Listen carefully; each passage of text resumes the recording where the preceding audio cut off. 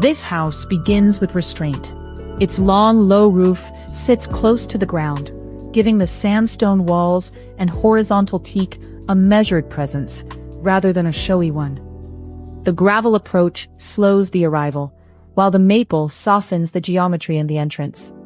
Deep overhangs are doing real work here. They shelter the threshold, shade the glazing, and make the facade feel calm in every season.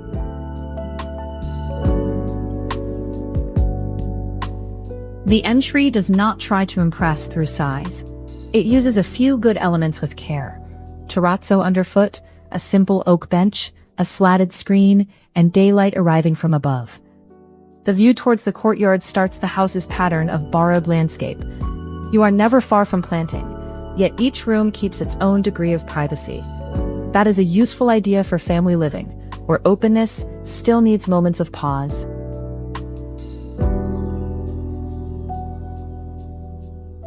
A few steps down, the main living room settles into the garden. The lower floor level makes the ceiling feel more generous without making the room formal. Linen seating stays deliberately low, leaving the trees visible from every place to sit. Walnut chairs bring definition without crowding the plan, while the broad travertine hearth gives the room a fixed center. This is a space for conversation, reading, and the ordinary untidiness of a shared evening.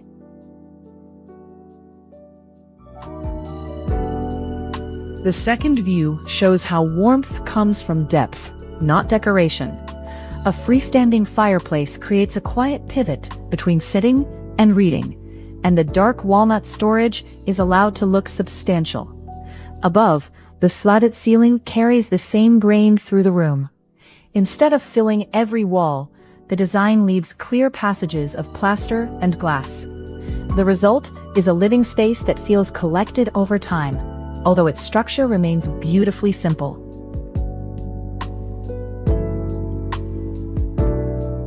The dining room sits beside the garden rather than apart from it.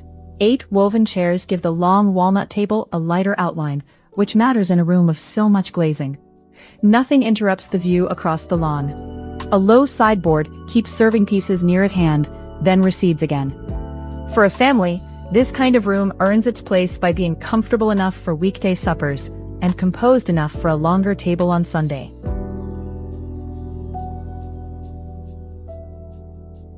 The kitchen carries the heavier practical load with an equally clear plan.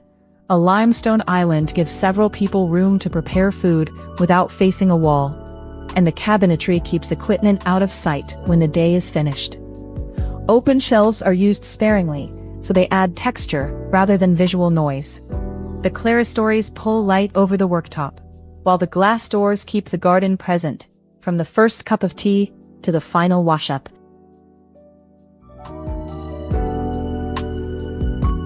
At the end of the island, the breakfast banquette changes the mood. Its curved olive upholstery makes a small place to gather feel less like a second dining room and more like a habit waiting to form. The round table avoids corners in a tight footprint, and the deep window pulls the courtyard close. This is where a quick breakfast, a crossword, or a child's after-school conversation can happen without taking over the larger rooms.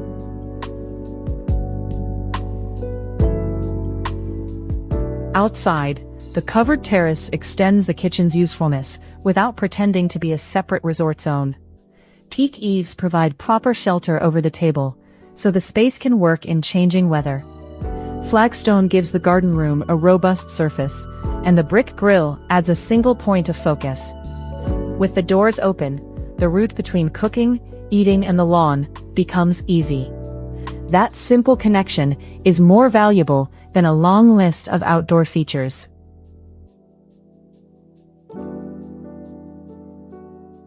The library is compact, but it does not feel secondary. Walnut shelving wraps the room and makes the window seat feel held within the architecture. A writing desk faces the courtyard, giving focused work a view without exposing it to the busier parts of the plan. Books, a chair, and a patch of sunlight are enough. In a generous family home, a smaller enclosed room can be the one that protects concentration when the rest of the house is in motion.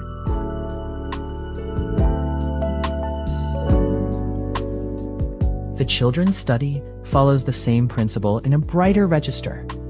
One continuous oak desk lets siblings work beside each other, while the closed storage takes care of the materials that would otherwise spread through the house. Floor cushions make room for drawing or reading away from the desk. The window looks straight into the garden, not towards a screen. It is a practical room, yet it avoids the usual classroom feeling by keeping the finishes warm and the view alive.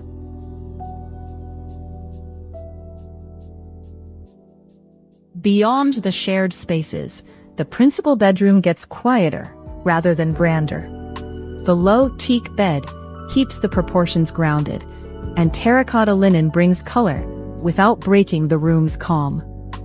A plaster wall catches the late light softly, giving the small pendant something to work against. Ferns outside the glazing provide screening instead of curtains. There is very little here, but every finish has enough texture to make the room feel settled at the end of a full day.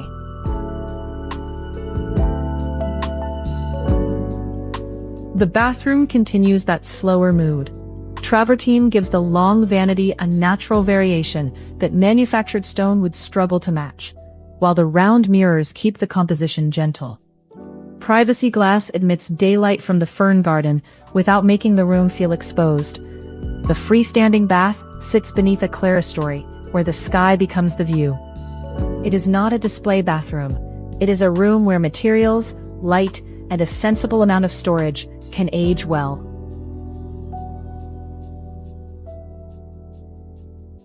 A child's bedroom needs more patience than novelty. Here, the oak bed, reading nook, and built-in shelf establish a framework that can stay useful as interests change. The rest quilt brings warmth against the pale walls, and the woven blind filters the garden light without making the window disappear. There are only a few wooden toys on display. That leaves space for the room to belong to its occupant, rather than to a fixed decorative theme.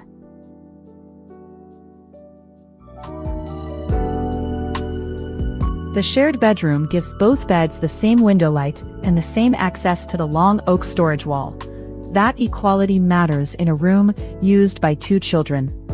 A small round table provides somewhere to draw or talk, without asking either bed to become a desk. Lime-washed walls keep the space soft, while the linen bedding stays deliberately simple. It has the order a shared room needs, yet it avoids looking overly managed or precious.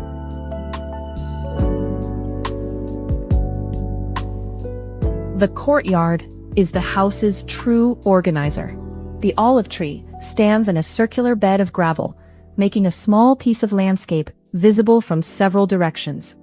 Pale brick picks up the exterior material palette, while the cedar-framed glass keeps rooms visually connected without erasing their boundaries. This is one of the 7 principles working at its clearest. Take the unavoidable center of a plan and give it light, planting, and a reason to be seen.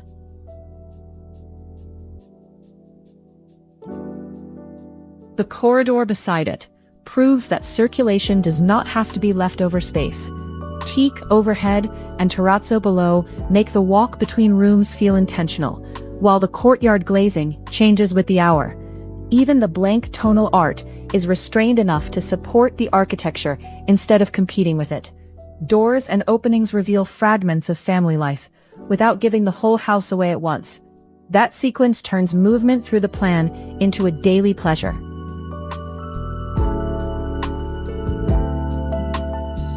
At Blue Hour, the living room has a different kind of clarity.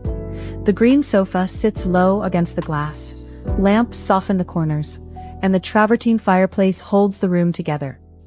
The turntable console suggests an evening that can unfold slowly, without asking the space to perform. Garden reflections begin to sit on the glazing, drawing the outside closer. A durable home needs this shift between daylight usefulness and an atmosphere that welcomes people back after dark.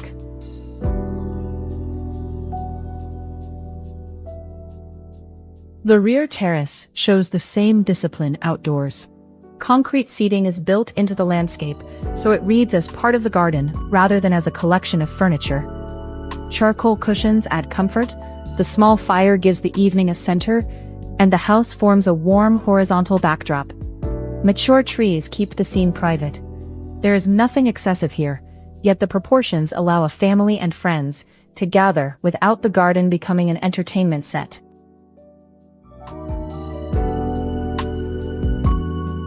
From the side, the roofline becomes the lasting image. The sandstone chimney anchors the composition, and the long band of glass reveals the life inside without exposing every detail. Low path lights guide the gravel edge with just enough illumination to make the garden legible. Dark oak branches frame the view, reminding you that the building belongs to a planted site, not an empty plot. Good mid-century principles often look effortless because their decisions are quietly linked.